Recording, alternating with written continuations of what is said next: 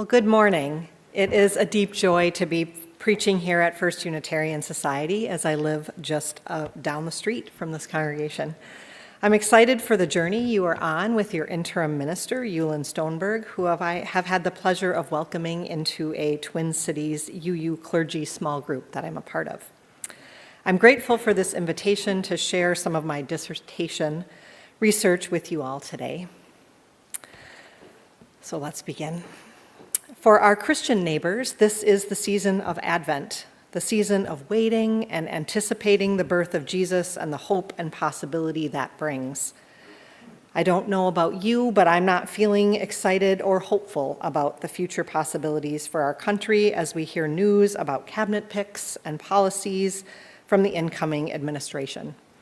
Policies that will disenfranchise, harm, and destroy many families and lives.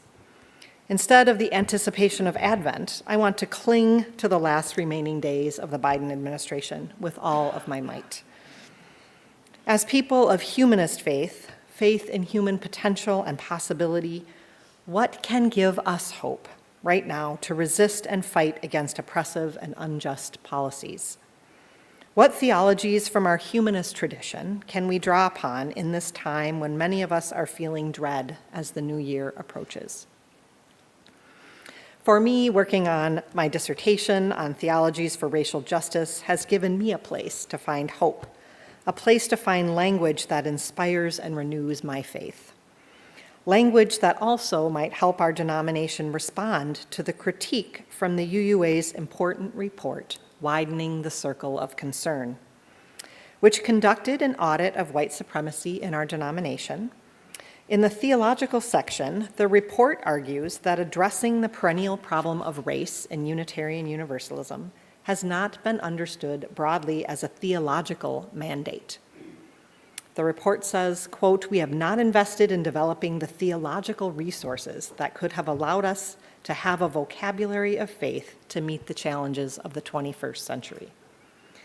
My dissertation addresses, and I hope will make a significant theological contribution toward rectifying this devastating critique.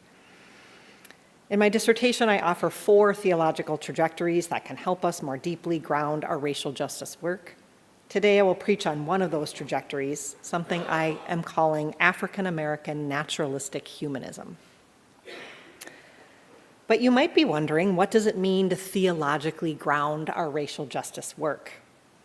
Anytime we talk about theology, and yes, even humanist theology, we are talking about something beyond our smallness. A liberating theology should help us articulate a sense of meaning and ethical orientation, helping us envision the world we would like to bring into being. For our liberal religious heritage that values pluralism, reason, and science, perhaps theology should also be judged, in the words of Sally McFaig, on their fruitfulness for living, their ability to light up human existence in profound ways, and their compatibility with contemporary knowledge, and finally, their empirical fit.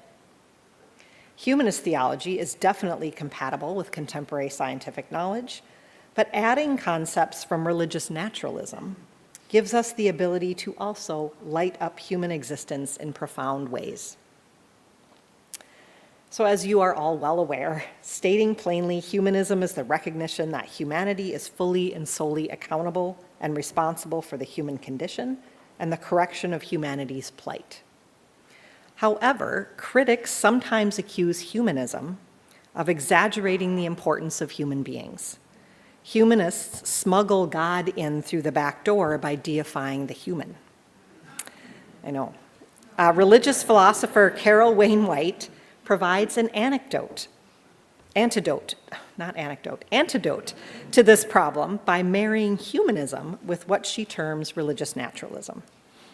Naturalism is the basic conviction that any truths we are ever going to discover and any meaning in life we should uncover are revealed to us through the natural order. White encourages us to reflect meaningfully on the emergence of life from the Big Bang forward, promoting an understanding of nature as complex processes of becoming. For White, the scientific epic becomes the starting point for positing an African American religious humanism, constituted by a central tenet: Humans are relational processes of nature. In short, we are nature made aware of itself. We become more aware of our nature when we ask ourselves fundamental questions, like what is the meaning and purpose of our existence? White contends that on a molecular level, there is evidence to support the idea that in the very nature of life itself, there is some essential joining force that connects us one to another, and she describes this connection as sacred. White explains this orientation toward joining with others in establishing our common humanity is what she imagines when using the phrase sacred humanity.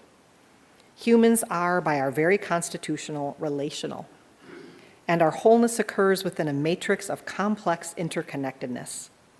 In this context, our sacrality has fundamentally to do with ways of conjoining with others that transform us. I think that's what we do here in religious community. We join together in ways that transform us. It's also important to note that White does not use the term sacred to connote something that is grounded in a supernatural reality. Rather, for White, the term sacred is an affirmation and appreciation of that which is fundamentally important in life, or that which is ultimately valued, relational nature. Humans are interconnected parts and processes of nature, and our sacrality is a given part of nature's richness, spectacular complexity, and beauty. For White, sacred humanity is also an apt descriptor of African Americans' intent on humanizing their existence in the face of dehumanizing gestures and tactics by the dominant white culture. White is naturalizing the Christian concept of imago Dei, that we are made in the image of God. We are not sacred, she would argue, because God created us, but because we are a part of the interconnected web of existence. So you might be wondering, how does White's naming of African Americans as sacred humanity ground our racial justice work? What are the ethical fruits of this African American naturalistic humanism? The first ethical fruit of this theology is that it culminates in declaring and celebrating humanity, specifically African American humanity, as sacred, despite persistent and dehumanizing anti-Black racism. As we prepare for the further erosion of laws that protect and defend African American civil rights, I can think of no greater reason to embrace White's call to proclaim and celebrate African Americans as human, as having the right to become our humanity.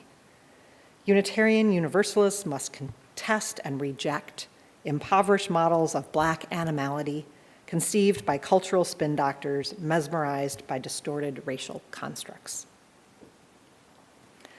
So one example of how we Unitarian Universalists and this congregation specifically can cherish all forms of humanity as sacred and contest racism is in our ongoing support, or if we're Black, participation in Black Lives of Unitarian Universalism, which is nicknamed Blue. Blue's mission is to harness love's power to combat oppression and foster healing as a spiritual and political imperative. In the 6 years since its founding, Blue has transformed from a small informal gathering of Black UUs into an impactful organization that creates life-giving and life-saving opportunities for spiritual community and Black-centered organizing.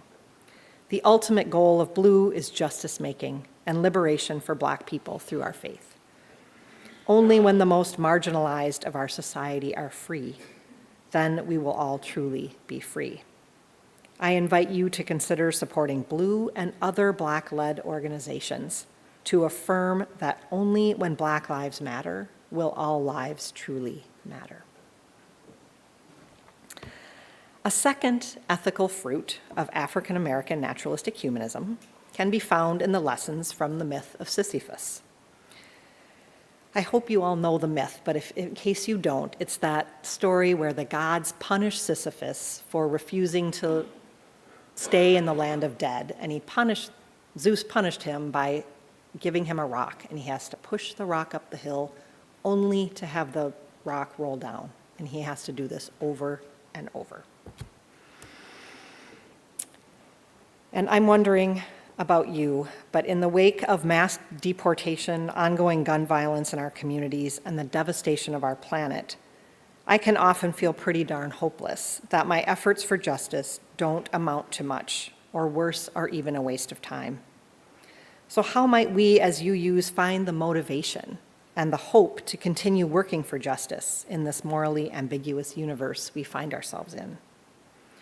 Borrowing from Camus, African-American scholar and professor Anthony Pinn wonders, as the reading suggested, is the proper response to ongoing oppression and racism suicide?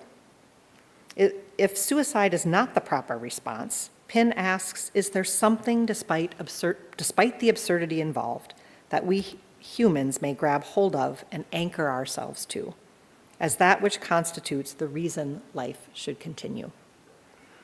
Pinn explains that the myth of Sisyphus can represent both our private struggles as individuals as well as our need for community.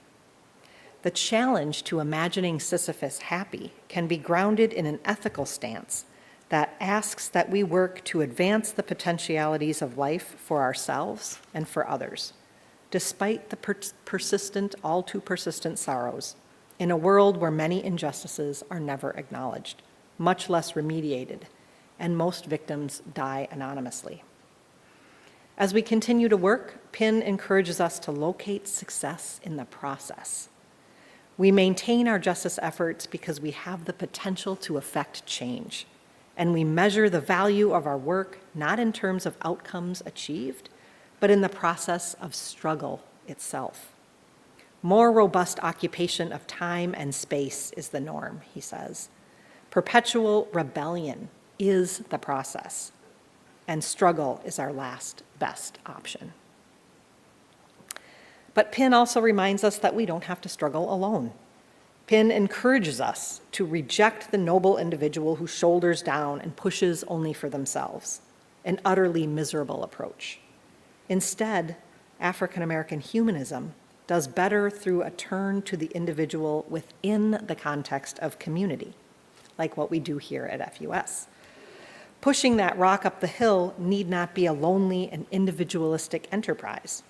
We do the hard work of justice together in community, while holding ourselves accountable to that community. In struggle, we find a new kind of hope, one that is applicable to humanists working to turn punishment into possibility, angst into awareness, and repetition into resistance. We remain committed to the work for justice by celebrating the sheer strength of human will, solidarity with our neighbor, and the integrity of our goals, despite knowing that these may not be enough to win the day. The rock is going to fall back down. But echoing the Buddhist concept of non-attachment, I find Pinn's notion of finding contentment in the struggle itself liberating and downright hopeful, because it encourages communities to ground their work for racial justice in the present moment, despite no guaranteed outcome. When we renew our justice efforts, knowing that struggle is what we have to offer, UUs may experience a glimpse of the spiritual wholeness promised in the eighth principle. The process of struggle and the effort involved is the reward, so to speak. That is to say, struggle isn't a means to an end. It is what we have, what we can muster based on human potential and tendencies.